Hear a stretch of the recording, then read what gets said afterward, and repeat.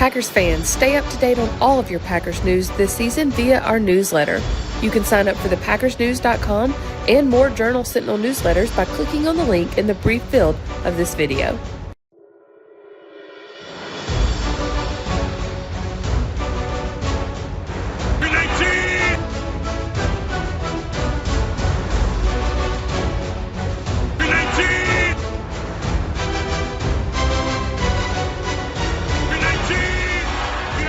Packers fans, welcome into the Green 19 podcast from JS Online and PackersNews.com. I'm Kassidy Hill, joined as always by Ryan Wood and Tom Silverstein here from our offices deep in the bowels of Lambeau Field. Guys, we have just finished up Sunday's practice here following the Saints win on Friday night. First preseason win for the Packers since 2019, because you know preseason wins are what really matter. I was unaware that there was actually a score in preseason. According to the numbers that were on the scoreboard, the Packers won. Of course, that's not what's the most important. It's about performances. But before we get into Friday night and some of the performances that stood out to us, we've got to talk about a performance we saw here on Sunday afternoon at practice. Left tackle David Bakhtiari coming off of the PUP list for the first time this offseason, getting to practice in drills with the offensive line. Guys, he got an ovation from his unit when he walked out with them. They gave him a round of applause. He took a bow, did the LeBron James thing just without any dust, and then he broke down the huddle at practice. Before we get into just the logistics of possibly having him back, what sort of difference does it make just to have someone of that caliber back in the unit with you, taking reps with you, having his energy back out at practice, Ryan?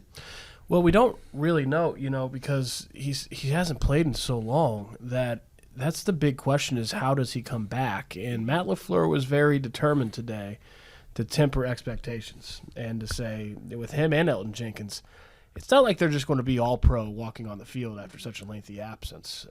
It helps. It's good. And in this offensive line, especially with how many moving parts there's been, how much they just haven't looked all that great through parts of camp, it's going to help. How much it helps, I don't think anyone really knows, and that's going to be the great mystery. That, along with are they going to play week one? I mean, everyone wants to know that. It's 3 weeks to the day of week one, a week before Robert Tonyan, Elton Jenkins, Christian Watson got back. Are they going to play in week one, and how do they play when they play is really the big question. Yeah, and the other thing is we've all been in this position before when he came back. Mm-hmm. And he came back and within how long he was shut down again. And then he came back again in December and he was shut down again. So, you can understand why LaFleur's, tempering his enthusiasm because he doesn't know whether this is going to be long-term or not. I suspect that this is the best he's felt, and now's the time to figure out whether he can make it through the season. Yeah, and he mentioned that today when we spoke to him after practice that, he's had surgeries and then a setback, surgeries and then a setback. So he's managing his expectations. But let's think a little pie in the sky. Could he be ready for week one? Yes or no, Spoon? No, I wouldn't play him in on turf in Minnesota. I'd even think twice about Elton Jenkins there too, just because it was the scene of his injury. But Jenkins is also a little younger and probably more resilient. But Bakhtiari, I would take as long as they need.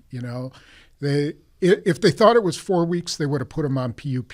So they're thinking maybe the opening game, but I'm sure they're like, okay, if it's week two is fine too. So Ryan, what is a realistic expectation here? Oh, it's such a blind moving target. It's hard to say for sure. The one thing I'd say on week one is what happened the last time he played. The knee didn't handle it well. And what's the similarity? What's the common thread between Ford Field and US Bank Stadium? The turf, right? So now here's the difference though. Last year you could lay a dud against the Saints because it's not a division game and you could go on and clinch the top overall seed in the NFC before week 18. This is a division game. It does matter more. And so that's the only thing that gives me pause, because if this was the Saints again, if it was a non-divisional opponent, I think it'd be a pretty easy call. You absolutely don't play him. You don't even have to think twice about it. But with it being the Vikings and knowing the importance of a division game, I wonder. I wonder if they'll be out there. But in the end, you take the long-term gain over the short term, and the long term is to not play him. Well, and also let's look at the schedule. So this week he'll do individual drills. He's not going to do any team drills. Next week they go into preparation for the Vikings, and they're probably only going to practice a couple days next week. I think he usually gave him a couple days off, didn't he, last year, I think, after the cuts. Scuttlebutt of like a bye week almost schedule. Exactly. So he's not really going to get in much work that week. And then the following week they go full time, but that's like 3 practices to get ready when he hasn't done any team drills. So to me, it may be that they just decide, all right, let's give it one more week after that, so he has 2 weeks of doing team stuff. But, I guess it all depends how he feels after doing team drills. If you were to ask me who's got a better chance, Elton Jenkins or David Bakhtiari, not just for the week, but just the week extra practice that he's had, but also the length of the timeline, all the setbacks, I think Elton Jenkins has a much higher chance of playing against the Vikings. Yeah, and is he going to get any team reps this week? I don't know. He didn't today. He continues to work in the individual drills, but maybe they got to monitor that too, because he hasn't had any team drills. Maybe they'll throw him out there tomorrow. Maybe that's the idea on Monday. I know that y'all were both watching Bakhtiari and Jenkins today close. Matt LaFleur has said many times we can't expect them to come back and be the all-pros that they were, and I do feel like we should clarify too, because I know there's been some confusion with this online. They call Elton Jenkins an all-pro because he was a Pro Bowler. Pro Bowl player. They feel like he's an all-pro player. Yeah. Or, maybe they're manifesting it. Yeah. So technically, AP, he was not all-pro, but he was a Pro Bowler. So. And that was 2 years ago. That was his last full healthy season, 2020. Yeah. So anyway, small point of clarification there. But he said, we can't expect Bach and Elton to come back and be the all-pro. Bach? Is that what he called him? Bach, I don't know. It's just easier to say. It's a nice play on words. Bach is back. Bach is back. I've never heard anybody call him Bach before. It's easier than once the H's and the T's and everything get thrown in there. No, Bach. I feel like I call him that a lot. I feel like I call him Dave. Yeah, I think more people call him Dave. Or I did say Bach is back today. Oh, I did too. 1,000. Actually, on Twitter. I said, "Look who's Bach." There you go. Okay. Look at you. That's next level. Anyways, LaFleur said he can't expect David Bakhtiari, left tackle for the Green Bay Packers. I know him. And Elton Jenkins to come back and be the all-pros that they were before they were both hurt. You watched them both today. What sort of sense did you get? And I know it's very, very early on, but what sort of sense did you get from watching Bakhtiari move around and how he was able to handle that knee, Ryan? It doesn't matter until they take team reps. There is no sense that you can get until they're taking team reps. You can at least say, look at how he's putting weight on it, how he's bending it, how he's moving it. Look fine, but I'm not a talent evaluator. They've got to play team reps. Clearing that hurdle until they take team reps. Playing in a game, face somebody. Playing in a game is mythical until that point. Kind of like until he was activated off PUP, you couldn't say when he'd be back at practice because you just don't know. I mean, this is phases. You got to clear PUP, and then you got to take team reps. And so they're going to build him up to that. It's easier to judge a skilled player too. Like you see them running, you can tell by their gait and the speed off the line whether they're a little bit rusty or not. Offensive linemen, it's really hard to tell without them going up against somebody. This is a really different subject than where we were going to go, but what you just said made me think of something. Mm-hmm. We've seen Robert Tonyan, we've seen Elton Jenkins, and now David Bakhtiari. Bakhtiari's is a whole different circumstance, but Tonyan and Jenkins both have been back for a week now. Is there any concern on either one of y'all's minds that Kylan Hill has still not come off PUP? No. He's still in the time frame. Yeah, everybody is different.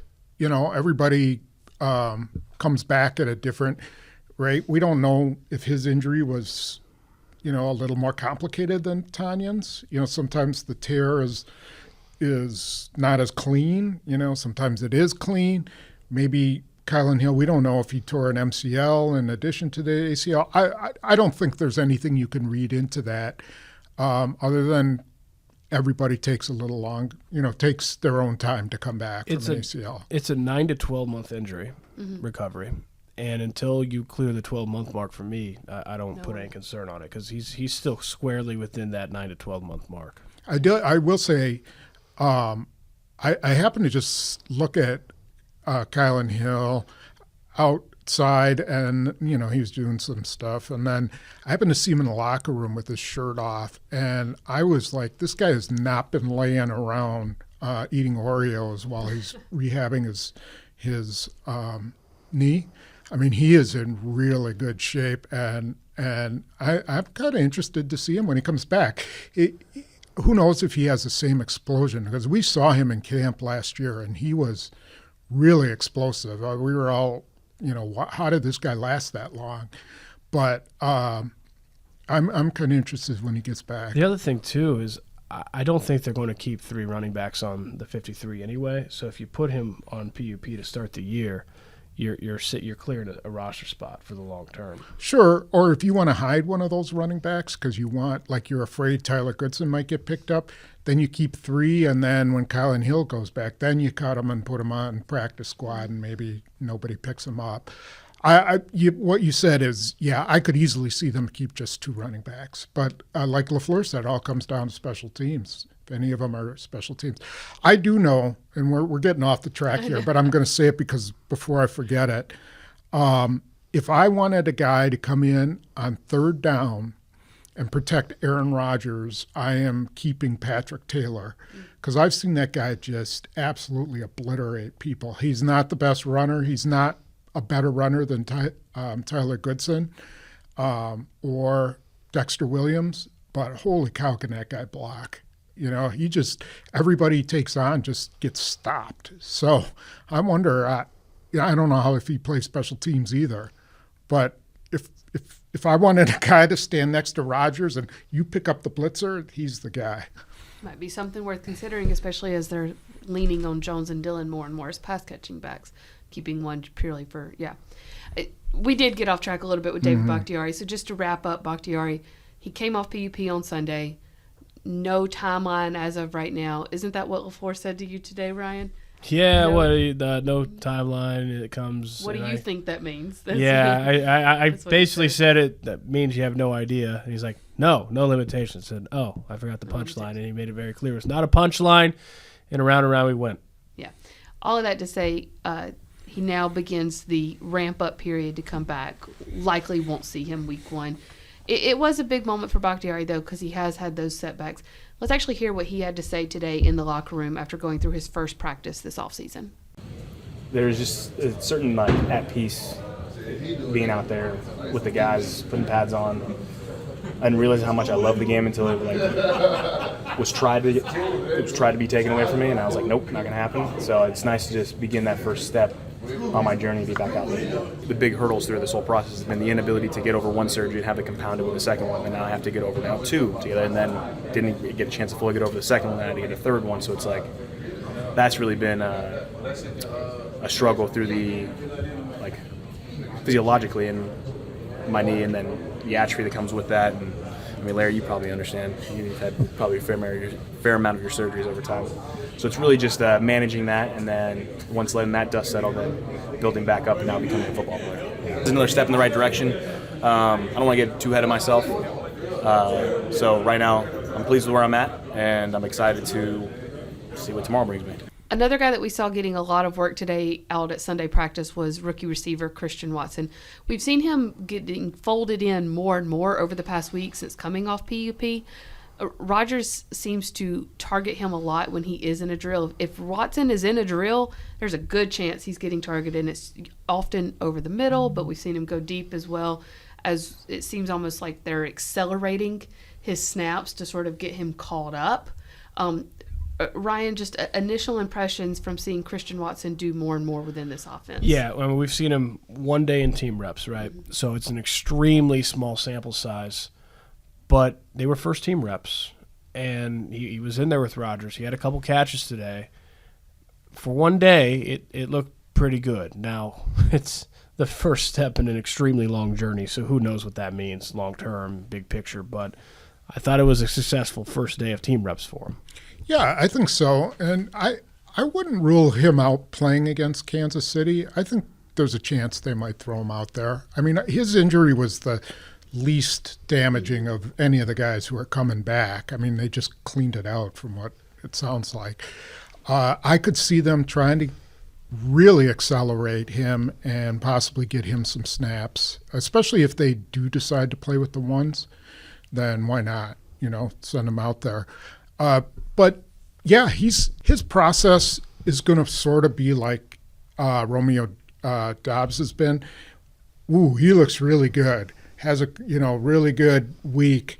Then all of a sudden everyone starts to catch up and then all of a sudden, oh, man, he's not looking so good and he's a rookie. And, yeah, he's all of those things.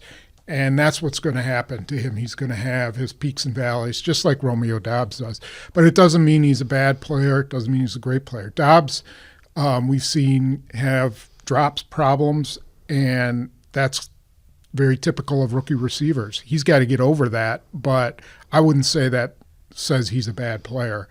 Same with Watson. So we'll see how he starts out. The thing that's fascinating for me when it comes to the drop problems that Romeo Doubs has had, it's clear that Aaron Rodgers not a fan of it. He wants to see that cleaned up. When he's talking about drops and calling out the young receivers, who's been having the drops, right? Mm-hmm. It's just such an opposite tone of what Aaron Rodgers had with Davante Adams all those many years ago, back in 2015, back in the Davante year, when Davante Adams couldn't catch anything.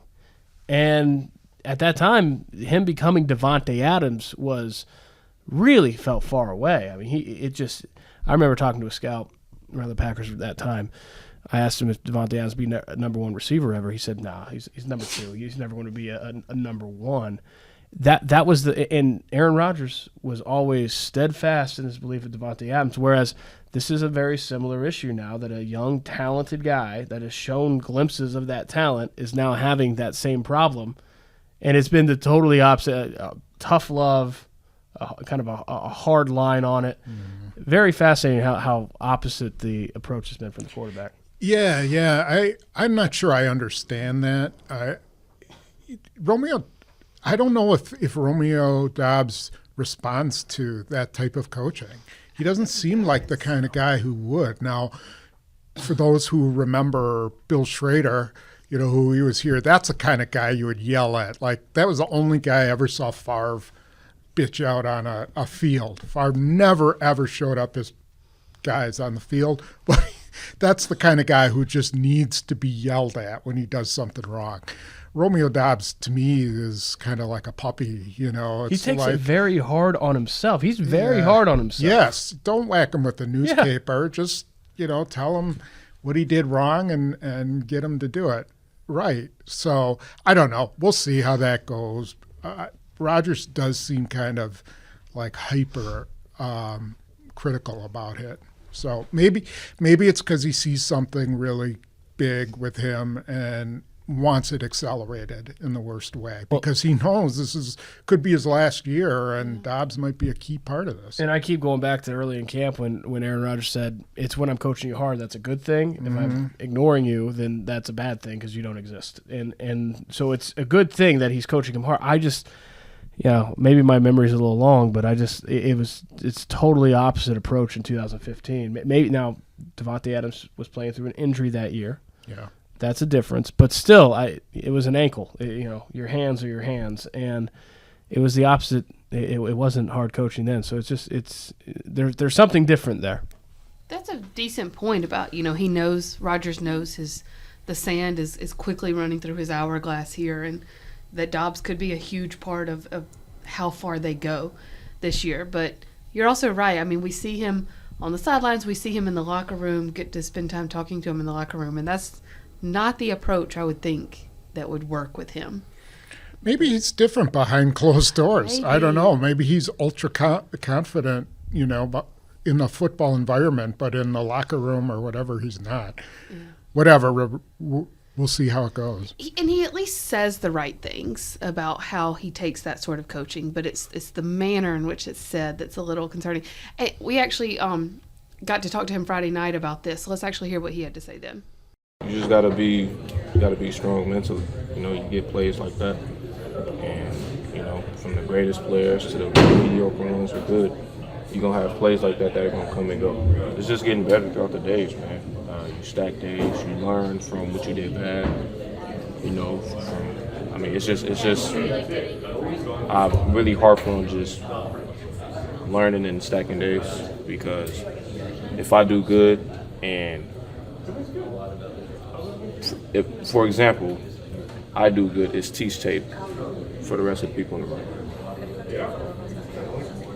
Let's say if it's a bad play, more teaching, more clips. It's just a learning process, Got finished with the game Friday night. Ryan, I think I showed it to you. I asked Doubs about the long throw from Jordan Love, where it looked like they were on opposite pages about where it was going, and he said they weren't on opposite pages. It was the way they read the safety, and he sketched out the play for me, and he was like, this is what happened, and this is what should have happened, but it wasn't anybody's fault.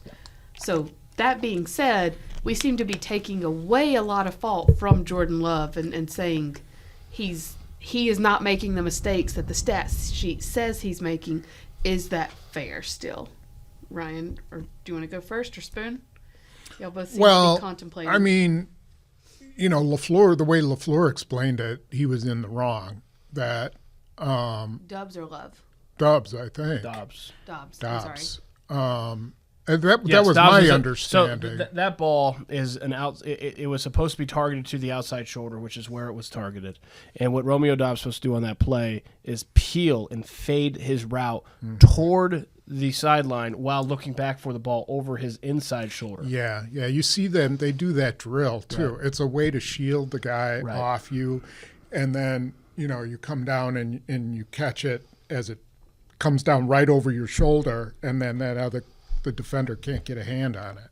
So, but he kind of like twirled back, and it looked like he misjudged it a little bit. The way Jordan Love said it was that when the ball was in midair, Romeo Doubs felt it was best for him to have the best chance to catch the ball, to then go and target it with his outside shoulder, which is not how the play is designed. You're supposed to be an inside shoulder catch on a ball that's targeted toward the outside shoulder. It was, it's a young guy that is making a mistake, and it's a learning moment. But back to your question about Jordan Love, I think it's easy to forget when you're watching, because he's a first-round pick, because he was at one point dubbed the heir apparent for Aaron Rodgers. I think it's easy to forget. You evaluate him based on what he is for this team, and what he is for this team is a backup quarterback. And they need him to be a good backup quarterback, because 17 games is a lot of games. And as you saw last year, there's no guarantee that Aaron Rodgers is going to play every single one of them, because he didn't last year. He missed the game in Kansas City when he got tested positive for COVID-19, and they did not have a capable backup quarterback then in Jordan Love. And that is what they need. As a contending team, you need to have a backup quarterback that you can go and hold water and win with for a week or two if the starter is unable to go. And he looks like he's much more capable of doing that, his job duty on this 2022 Packers team, than he was at any point last year, especially with how this Packers team is constructed. I mean, we've seen him in the preseason with no starters, right? The starting offensive line, and that's basically it. Well, what does this Packers team got? A very talented defense that can go out and win games, and a vaunted run game with Aaron Jones and A.J. Dillon. There's not a lot that's going to be asked of any backup quarterback, or him specifically, if he has to spot start Aaron Rodgers. Go in and don't screw up. Yeah, and keep the chains moving. He has got to learn how to hit those bunnies, those easy 6 passes. yards to the flat. Yeah, I can't quite figure out why it is, if it's touch or what. Someone in the blog mentioned, Favre used to had only one early in his career, only had one speed that he threw the ball at. Well, maybe that's the issue with Love. He just doesn't have figured out touch yet. But those things keep drives going, and he's got to figure out a way to hit those. Well, two funny things about that. One, it's the opposite problem that he had in his first 2 years when Matt LaFleur was begging him to let it rip. And now it's like, okay, maybe throw a changeup every once in a while. Yeah, that's a good point. But the other thing, too, is that if anything, he's shown touch. He's got touch. He dropped a lot of dimes on Friday night, a lot. But they were down the field, which is good. I mean, if there's two tracks that you're evaluating him on, and the more important one for this team is can he play backup at a high level, the other track is long term. Mm-hmm. Can he be a starting quarterback? And some of a good number of those throws were starting quarterback throws. He showed touch. He had 4 drops that were all dimes. I mean, even the one to Patrick Taylor in the corner end zone on the extended play was a beautiful throw. I mean, put it right where if it was a receiver instead of running back, you'd expect that ball to be caught. About to ask, if you had a 6'3" guy in there instead, would that have been a touchdown? Where he's not showing touch is the easy ones. Like he's shown touch on all the hard throws. He's made all the hard throws. It's the easy throws. It's like, okay, dial it back a little bit. So maybe it is one speed. But if it's one speed, it's the speed that the Packers last year, Matt LaFleur was begging him to have. Let it rip. Maybe now they can find some sort of middle ground. On defense, let's flip to the defensive side of the ball here before we look ahead to Kansas City. We saw yet another safety go down. Vernon Scott left the game with an injury. Now it's 17 that are out. That might be a slight exaggeration. But we saw Micah Abernathy come in and really sort of make the most of his opportunity with the pick on Ian Book and a tackle for loss behind the line of scrimmage. And then today in Sunday's practice, it was Sean Davis that was running with the ones next to Adrian Amos. I'm trying to figure out, I was going to get super complicated, but let's just keep it simple. Is safety a concern right now, Ryan? Well, I think it's been a concern this entire time because you don't have you have any experience depth behind Adrian Amos and Darnell Savage. So since camp broke, it was, can they get a third safety? And I think that they've had some flashes, some glimpses of guys that could do that, but they're all unproven. And then you have the injuries on top of it. It's very wide open. You saw Sean Davis today take over that third safety role with Darnell Savage and Vernon Scott both out. You had Ennis Gaines return, which is significant. I don't know, it's all kind of a cluster right there. And with one preseason game left, I don't know if that's enough time for him to make his mark, but he's got an opportunity now, so it's pretty wide open. Yeah, and I would be surprised if Savage isn't ready for the opener. It does seem to me like maybe it was kind of precautionary, although we haven't seen him do a ton outside. Usually when a guy starts doing stuff outside, that's when you get the sense that he's coming back. But let's say Savage can come back. Their only concern then is if one of those two guys gets hurt. So Sean Davis is probably going to make the team. I don't know. They've got to pass Dallin Leavitt through the 53 because, the way Bisaccia talked about him as a special teams guy, he's not letting them cut him. And then Vernon Scott, what do you do if his injury is a little bit long-term? You can't put him on IR. You got to carry him through the 53.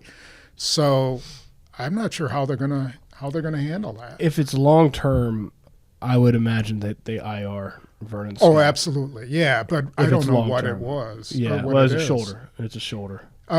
Which can be a pretty wide range of possibilities. It's hard to say. Yeah, I don't know. But I don't know what the severity is. Leavitt indicated that he'll be back, and he was out there doing stuff today. So it's an issue if something happens to Adrian Amos or Darnell Savage. If nothing happens to those two guys, then it's not a problem. They both played 1,000+ snaps last year, so that was never an issue last year because they had the same problem last year. They didn't have any experience depth at safety last year either. They just didn't ever need it. I still think they can throw Russell Douglas back there in a pinch, too. Is there a possibility, because keep in mind they do have to be down to 80 players by Tuesday and then, of course, 53 by next week. Is there a possibility of sacrificing a receiver or a fourth tight end to carry an extra safety? Well, that's how the 53 game works. Yeah, that's what you're trying to do. Who can you slip past waivers? Who are you afraid will get picked up? I don't know. When it comes to receivers, if I like one of those receivers, I'm not risking it because that's too important of a position versus a backup safety. So, I don't see that happening, but I don't know. You've got to have a third safety. You just have to have at least one extra safety, and that guy's usually a good special teams player. So. I haven't gone down my 53 position by position yet, but if I had to guess right now, I think they keep 5 safeties, depending on Vernon Scott. You're thinking You can keep 5 safeties. That's a special teams position. Amos, Savage, Davis, Davis, Levitt, and potentially Scott, depending on the injury. I think it's Davis or Scott. That's kind of my gut feeling. You don't think on they it. keep both, huh? Davis or Scott, and then only carry 4? Or Davis Well, or Scott and- Levitt is going to count as a safety. I think he's a special teams player, but he does play safety. Right. That's why you can keep 5 though, is because it's you stack I'm special saying teams if you keep players. 5 and it's Levitt and then Davis or Scott, who is your 5th one alongside? Well, Innis Gaines is a possibility too. Okay. Innis Gaines is a really good special teams player. I guess it's between Sean Davis and Innis Gaines. I don't know. We'll see. Speaking of Rasul Douglas, let's kind of focus on let's look at the corners real quick, because there was a play today that I thought that is textbook secondary, but it's also textbook what these guys can do right here, and maybe a little bit of the fear the three of them inspiring people. We saw Eric Stokes with a couple of good plays. There was one play, though, and Ryan, I noticed later, you and I both tweeted about it. It stood out to both of us. Rodgers was flushed. He rolled right. He was trying to dump it down to a guy right there on the sideline, and Rasul Douglas was just baiting him. He was daring him to throw it. So he went over Douglas to Sammy Watkins, but Jair Alexander was there waiting, and he forced Sammy out of bounds. It ended up being incomplete. It just kind of stood out because it was like, oh, well, you had to pick your poison there, and there was really no good place to throw it with both Rasul Douglas and Jair Alexander waiting there for you. All of that to say, let's get to this point. We haven't really seen the three of them play a game together yet, other than a few snaps versus San Francisco in the divisional round last year. We could possibly see them playing on Friday, getting some reps together before we head into the season. Spoon, what is the possibility of seeing not only those three, but starters across the board against Kansas City? And it's actually Thursday, not Friday. My bad. I think LaFleur is like staying up at night. He can't make a decision on what to do. And contrary to him, Andy Reid has played Patrick Mahomes in the first 2 preseason games. He played him a quarter against Washington. He plays his starters a series, his defensive starters a series each game, and then he played, his offensive starters, like I think it's been like 3 series. And, of course, Mahomes has led him to touchdowns on all 3. But, if Mahomes is going to play, and last year Andy Reid did let him play in the 3rd game, I'd play my defense. What a better tune-up can you get than going up against Patrick Mahomes? Even if it's for just a series or 2, leave him in there for a series, or leave him in there for 2 or 3 series and let him play. Offense, you want to hold out Aaron Rodgers, fine. But let Jordan Love play with, Watkins and Lazard and some of those guys. So, they can get a little bit of work. If you do start Rodgers, the reason is because you want him to get some time with Watkins, with Doubs, against some really good talent. I'm not so sure that Matt LaFleur is torn. Really? You think he wants to play? I get the sense that he wants to play, but he is also knowing and aware of Aaron Rodgers' feelings for it. And about the one series. He wants to play a quarter. Well, Aaron Rodgers doesn't want to play. But if he does play, then he wants it to be more than 4 snaps. Yeah. He wants it to actually, let's do this. Which I can appreciate. No half measures, right? You either do it or you don't. I think that's fair. But, Aaron Rodgers made it very clear. He doesn't want to play. I think Matt LaFleur wants them to play, and why wouldn't he? Part of it's last year's opener. I think that's a big part of it. But part of it, too, is that, you might be a 4-time MVP quarterback that doesn't need preseason snaps to get your game ready. Yeah. But this is an entirely different offense that they haven't had you yet, and they need you, right? I think he sees that. So I think you just get a sense that there's this internal, I don't want to say tug of war, but or conflict, but this discussion that's ongoing, where Matt LaFleur kind of wants them to play, and Aaron Rodgers. It's going to be. And Matt LaFleur said today too that he will certainly concede, or he doesn't want a player that doesn't want to play in a preseason game to play in a preseason game. Yeah, that was reference to Rodgers all Yes, the way. exactly. So I don't know how that's going to play itself out, but I don't know that Matt LaFleur is exactly torn himself. Well, let me ask- The typical the typical response for a veteran guy is what I asked Adrian Amos for it, and he's like, yeah, either way, whatever they want me to do. Will I feel bad if I don't play? No. You know, he's like, what do I need a preseason game for? You know, he's a veteran. He doesn't need it. Rodgers probably feels the same way, but sometimes Rodgers and Amos play a little bit different positions. Too. Yeah, but Amos has thrown his body around, you know, and had the potential for getting hurt. No. I'm saying in reference to Ryan's point, not having Amos out there, those safeties, those corners, that defensive line, they can still play around whoever's out there. Correct. Rodgers and Love are two vastly different offenses. You want Rodgers to play with Watkins in full speed. Now, you know, they get plenty of practice time together, and he's played with Lazard, so that's not a big deal. He's played with Cobb. I guess he's got to figure out, is it really that valuable to have him play with Doubs, with Toure, you know, anybody who's coming, you know, and hasn't played with him in live. I don't know if anyone feels differently about this, but I don't think I play the defense. I think I would. I think I would for a series or two. I might hold out Kenny Clark, and I might hold out Campbell, but the rest of the guys, or maybe Gary. Maybe I hold out Rashawn Gary. Jair Alexander. Well, now we're just sitting everywhere. That's what that's my point. Yeah, This defense is very talented at the top line.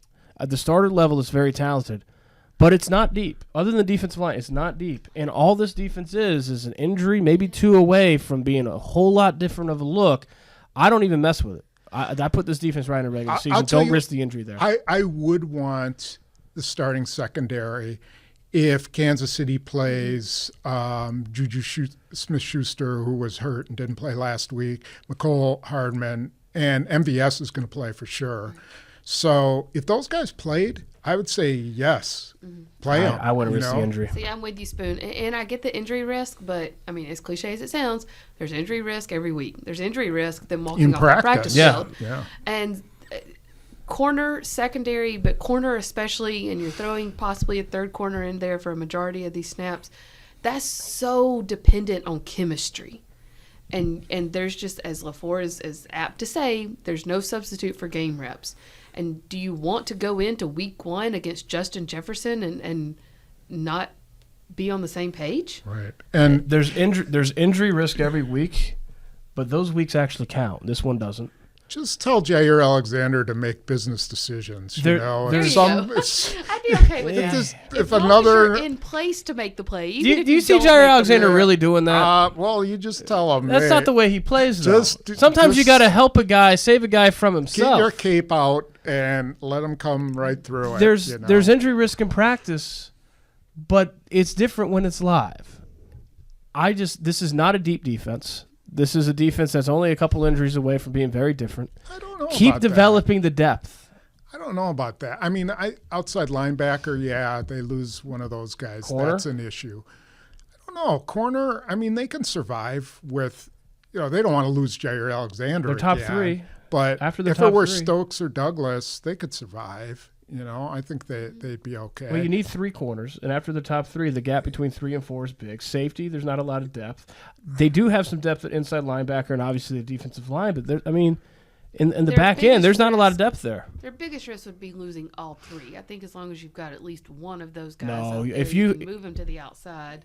If you that have shuts down at least half the field. if you have 3 good corners, you're doing well. But if you've got a weak spot in that 3 when you're in nickel, Guess who's going to get picked on time and time and time again? You got to have 3. 2 is not enough. You got to have 3 good corners, and they do.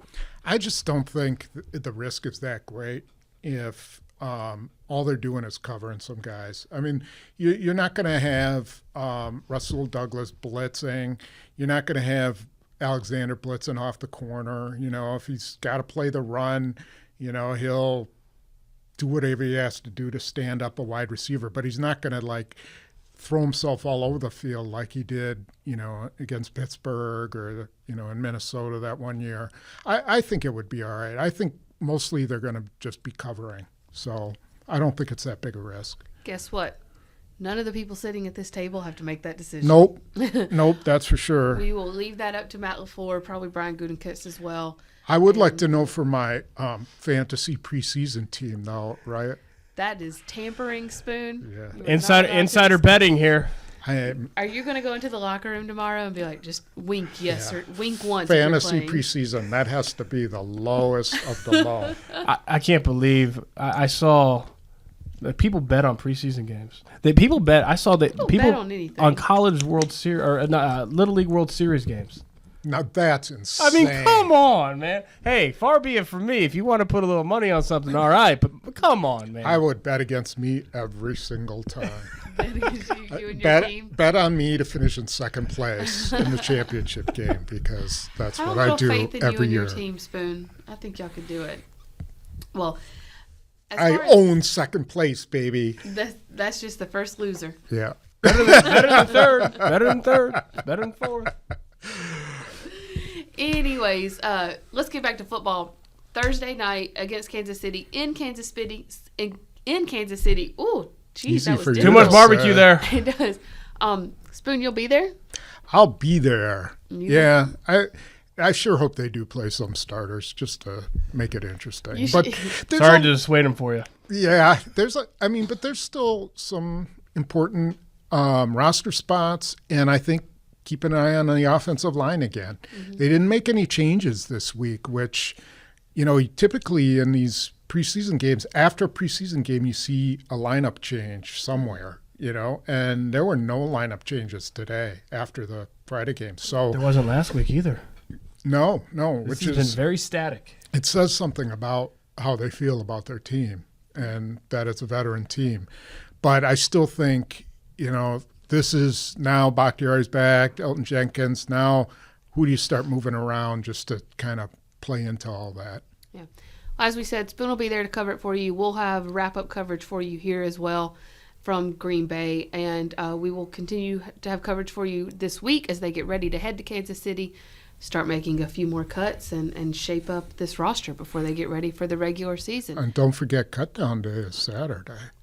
Tuesday. It's Tuesday, August 30th. Remember? It's got moved to Tuesday now? Yeah, last year was that way too. I know. That's nice. Wow. That is nice. I'm so used to doing it on Saturday. For the longest time it was. It was like the game, then, one day to recover, and then get up at 6:30 a.m. on Saturday. Oh, it was nice. Saturday cut-down day, Sunday practice squad, Monday week 1, and you're just off and going. This is so much better. Yeah, it'll be Tuesday, August 30th. So we do have a little bit more time. So for now, let's just focus on Kansas City, their final preseason game, and what they do from there. Guys, thanks so much.